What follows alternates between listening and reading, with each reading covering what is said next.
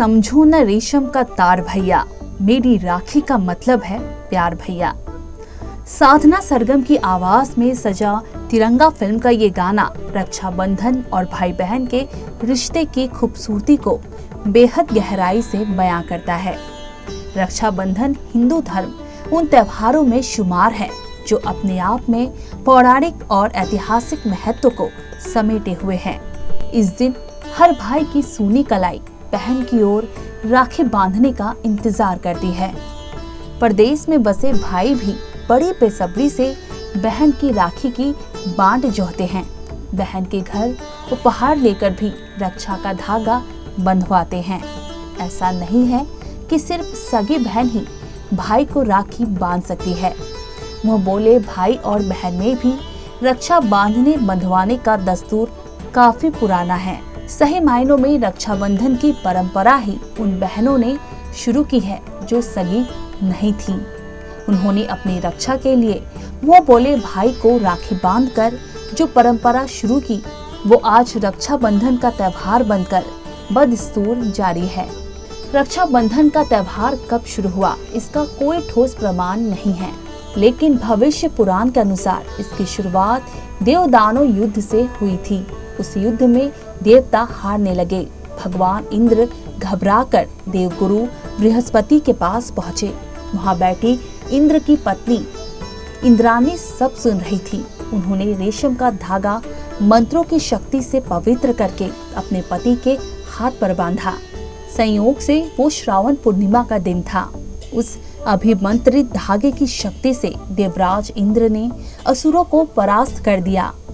ये धागा भले ही पत्नी ने पति को बांधा था, लेकिन इसी धागे की शक्ति सिद्ध हुई और फिर कालांतर में बहनें भाई को रक्षा बांधने लगी।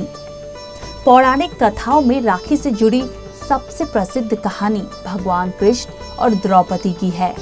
शिशुपाल वध के समय श्री कृष्ण ने इतने गुस्से में चक्र चलाया कि उनकी अंगुली ही घायल हो गई। उससे खून टपकने लगा। द्रौपदी ने खून रोकने के लिए अपनी साड़ी का एक टुकड़ा फाड़कर भगवान की अंगुली पर बांध दिया। भगवान ने उसी समय पांचाली को वचन दिया कि वो हमेशा संकट के समय उनकी सहायता करेंगे। भगवान श्री कृष्ण ने द्रौपदी चीरहरण के समय अपना वचन पूरा भी किया। रक्षाबंधन की कथा दानव राज बलि से भी जुड़ी है। राजा बलि ने 100 यज्ञ पूर्ण कर स्वर्ग पर अधिकार जमाना चाहा। इससे देवराज इंद्र घबरा गए और उन्होंने भगवान विष्णु से प्रार्थना की। तब भगवान वामन अवतार लेकर ब्राह्मण का वेश धारण कर राजा बलि से भिक्षा मांगने पहुँचे। गुरु शुक्राचार्य के मना करने पर भी राजा बलि ने भगवान विष्णु को 3 पग भूमि दान करने का वचन दे दिया। भगवान ने 3 पग में सारा आकाश पाताल और धरती नाप कर राजा बलि को रसातल में भेज दिया। इस दान के बदले राजा बलि ने भगवान से हमेशा अपने सामने रहने का वचन ले लिया। भगवान के घर न लौटने से परेशान लक्ष्मी जी को नारद जी ने एक उपाय बताया।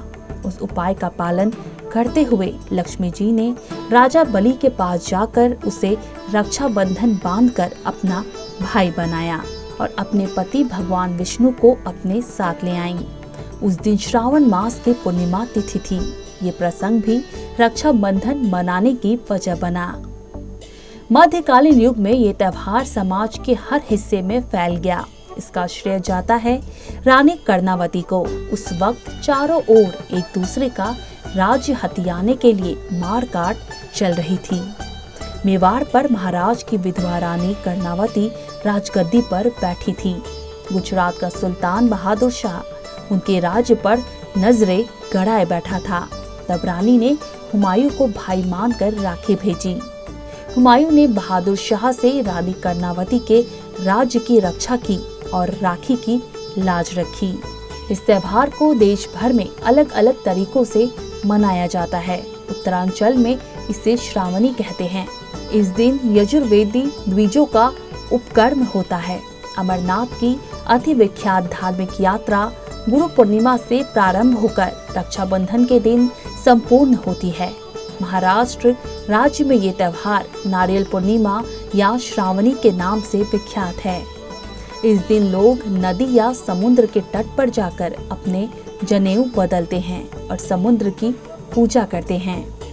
राजस्थान में राम राखी और चूड़ा राखी या लुम्बा बांधने का रिवाज है। राम राखी सामान्य राखी से भिन्न होती है।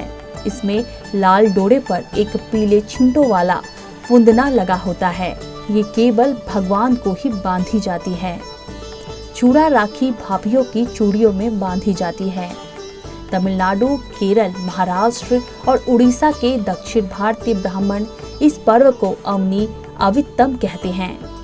यज्ञोपवीतधारी ब्राह्मणों के लिए ये दिन अत्यंत महत्वपूर्ण है। इस दिन नदी या समुद्र के तट पर स्नान करने के बाद नया यज्ञोपवीत धारण किया जाता है। ब्रज में हरियाली तीज से श्रावणी पूर्णिमा तक समस्त मंदिरों एवं घरों में ठाकुर झूले में विराजमान होते हैं। रक्षाबंधन वाले दिन झूलन दर्शन समाप्त होते हैं।